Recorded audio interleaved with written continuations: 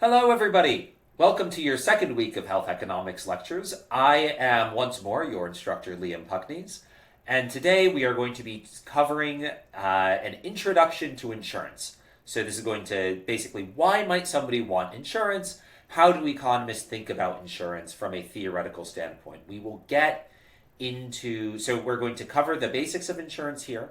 Then we're going to cover adverse selection, both in theory and in practice. We're going to go over two different models of adverse selection, the Rothschild-Stiglitz model and the Akerlof market for lemons. Those will be the next two lectures. Then we will go over adverse selection as it appears in the real world. Those will be your 4 lectures for this week.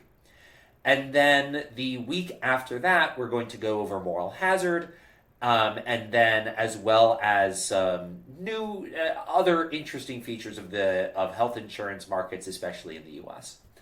So, why might people want insurance, right? Insurance, you might think of insurance, right? You get insurance, right? What is insurance?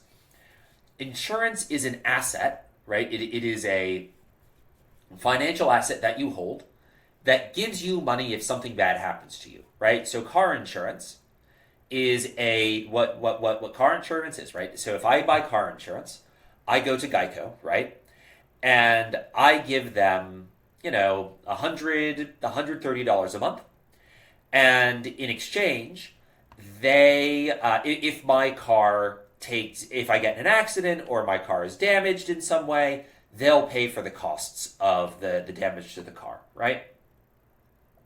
So why might I want insurance? Because the first thing you should note about insurance is that it's actually a form of gambling, right? When I buy car insurance, I am betting that I will get in an accident, right? Car insurance pays off when something bad happens to me. In general, insurance gives you money when a rare bad thing happens to you. So gambling, we think of gambling as, this is something I buy a lottery ticket, and then there's a chance that it's going to pay off if I win the lottery, right? In this case, the lottery ticket I'm buying is, the lottery I'm participating in is whether my car is going to get wrecked, and if I quote-unquote win the lottery in that my car gets wrecked, the insurance pays out, right? And the insurance doesn't pay off if I quote-unquote lose the lottery, as in my car is fine, right? If my car is fine, I get nothing from the insurance. Now, note, even if I'm insured, I may be better off if I never get in a wreck, right? I mean, getting in a wreck has all sorts of negative consequences that aren't financial. My insurance might not be complete. Dealing with the insurance company is going to take time. Finding a replacement car is going to take time. I'm not going to have a car for a few weeks, right? So insurance it's an asset that is risky in that it pays off it pays off very infrequently, but when it pays off in a state when it does pay off, it pays off in a state in which you are doing poorly, right? So it's a way, in some ways it's a way to smooth your consumption, where it's a bet that something bad is going to happen to you. So that way, when that bad thing happens to you, you don't feel as bad, right? It's a bit like betting against your own team in sports, where you don't want your favorite, you don't want the Ravens to lose, right? But if you bet against the Ravens and you're a Ravens fan, if the Ravens do lose, you're not as sad because you get some money, right? That insurance is you can think about insurance very similarly to how you can think about betting against your own team, right? Where insurance is a bet that pays off when something bad happens to you, just like placing a bet against a team you like in sports. So let's go into why, from a theoretical standpoint, why might somebody want insurance, right? So let me switch to black. So why insurance? And the basic answer is risk aversion.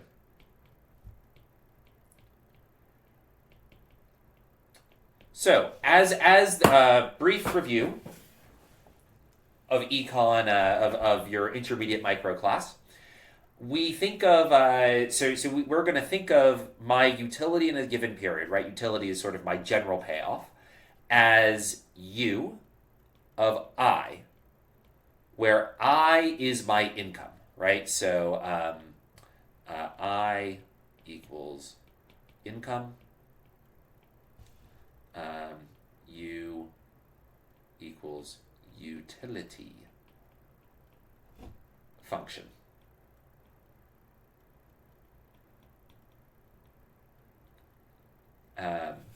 So yeah, if I is my income, U is my utility function. Let me do a nicer U there. U is my utility function. We generally think there are two things true about utility functions with regards to income. The first is that the derivative of utility with respect to income equals du di is positive. So what does that mean for those of you who haven't taken calculus? That means that more income is always better.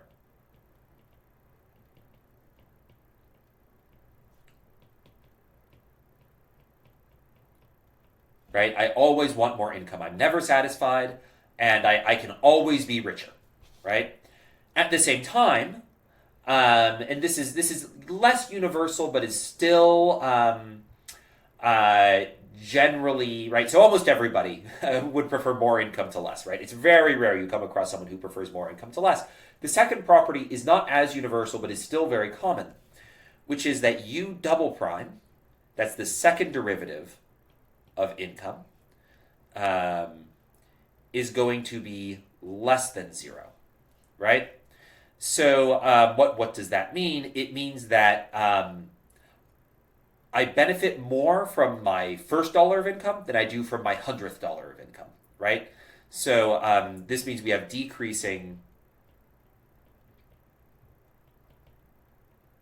marginal returns.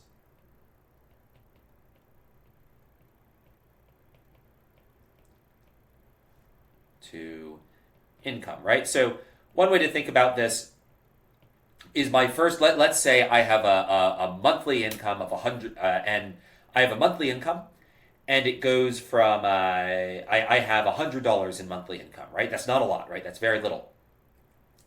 That first $100 is really important, right? It keeps me from starving to death, so I get a lot of utility from that first $100. My second $100, let's say my income goes from $100 to $200. My utility is going to rise, right? I'm much happier. Like my income just doubled, right? I'm obviously thrilled about that. However, I don't gain as much utility from that second $100 as I did from the first $100, right?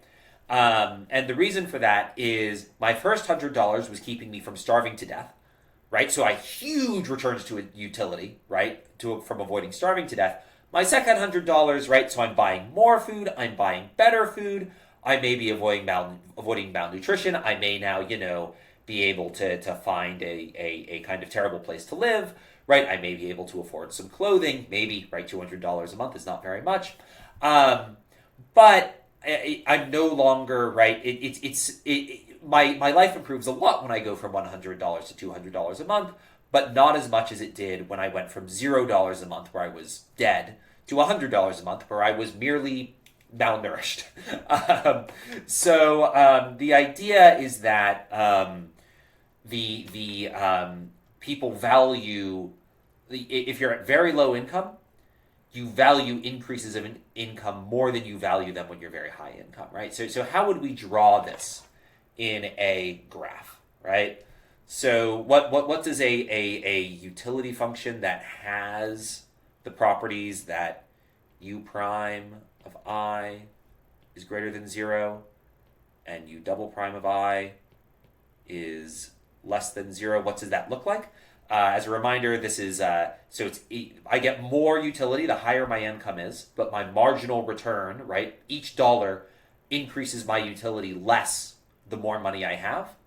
Right, so if this is utility and this is income, my graph of how much utility I have with respect to income is going to look like this, right? It's going to curve, and let me try that again. It's going to curve. And, right, it's always increasing, right? But increases a lot down here and increases less, right? So let me make that more dramatic, right? So small increases in income, right? Increase my utility by a lot at the low end, and at the high end, small increases in utility, right? They still increase my income, right? But they increase it by, say, this much. That very thick dot I just drew, right? That's a lot less, right? Going from this level of income to this level of income increases my utility by, again, that much, while going from this level of income to this level of income increased my utility by that much, right? You'll notice that the level of increase in utility at the low end is much larger than the level of increase in utility at the high end of income was. So that when you're thinking about insurance, this is the first thing you should have in mind. The people who buy insurance are going to be risk averse, right?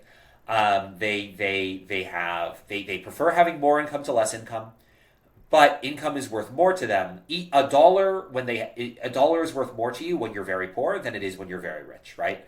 Like low income people get a lot of utility out of having extra money. High income people still like having more money, but it doesn't matter as much to them.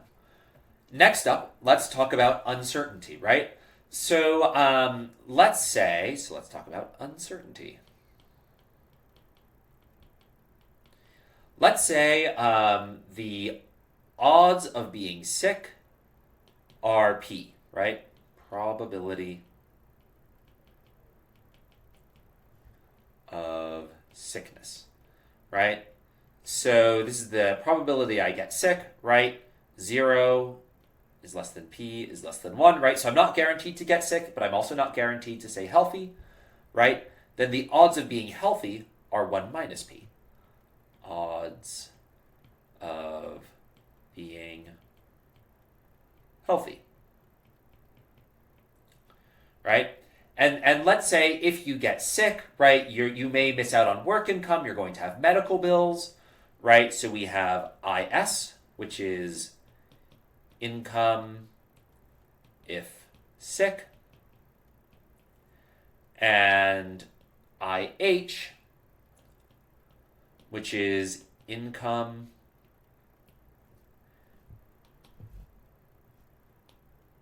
if healthy. So, and we're going to have that IS is less than IH, right? So I make less money when I'm sick, either because I'm having to spend more on medical bills or because, I'm sick, and that just lowers my, that inhibits my ability to work. So I earn less when I have less money when I'm sick than when I'm healthy. So, how can I summarize this, right? Well, one way to talk about probabilities and expected payoffs is to talk about expected value, right? So hopefully this will be review, but in case you have not seen this before, expected value. So the expected value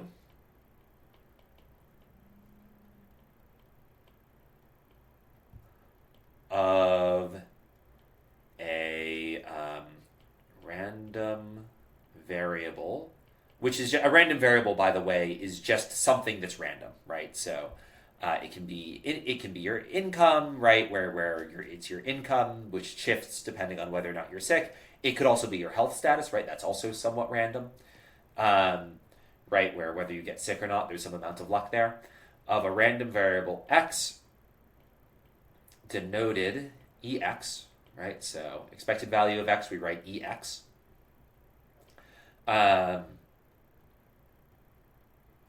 Is the sum of all possible outcomes of x weighted by the probability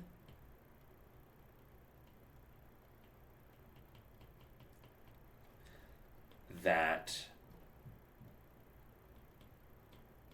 those outcomes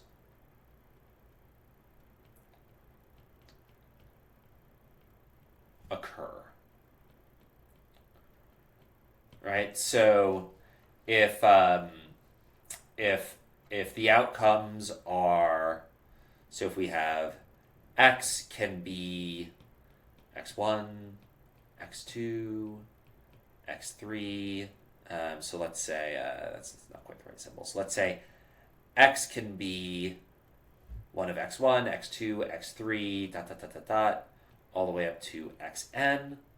And the probabilities that each of these occur are p1, p2, p3, comma, dot, dot, dot, dot, dot, comma, pn, right, where pi is the prob that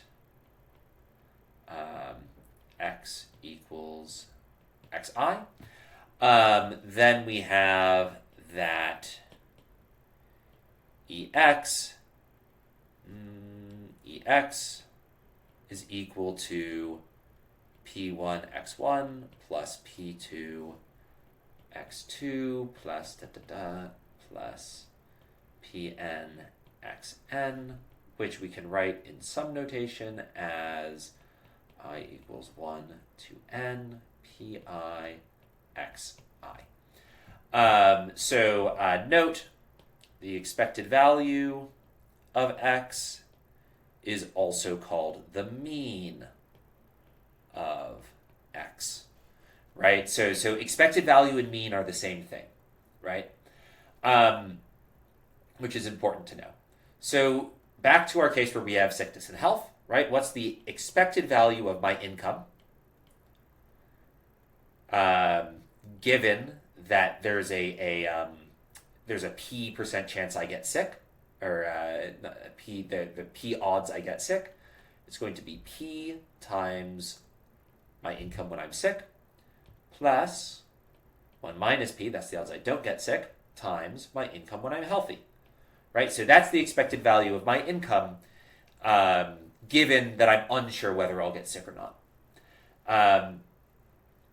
So notice that as becoming sick becomes more likely, this term gets bigger, this term gets smaller, and as a reminder, IS is smaller than IH, and so when this term gets bigger and this term gets smaller, what happens is that the expected value falls, right? So EI, my income, given a probability that I get sick, is decreasing, right? My expected value of my income is decreasing as P increases, right? So as the probability I get sick goes up, the less, the lower I expect my income to be, because the higher the chance that I have my income is equal to my sick income, which is lower than my healthy income.